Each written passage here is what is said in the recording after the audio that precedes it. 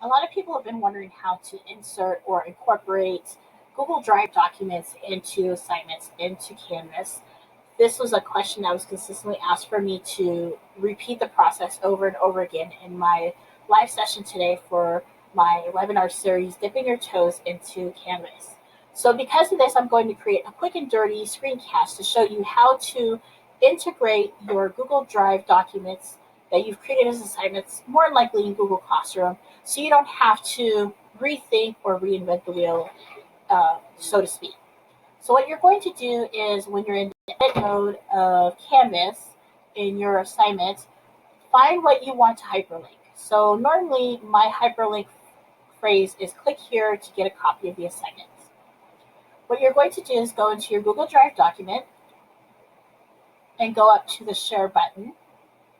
Click on the share button. Now you can have it accessible to anyone, but it would probably be more mindful to your students if it's set at Clark County School District. That way they're forced to use their CCSD Google Drive accounts versus their personal Gmail and Google Drive accounts.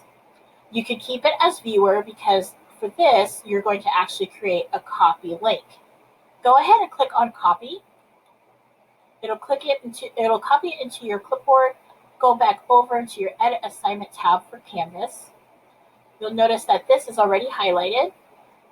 Click on the links that is for editing and removing links. Click on Edit Link.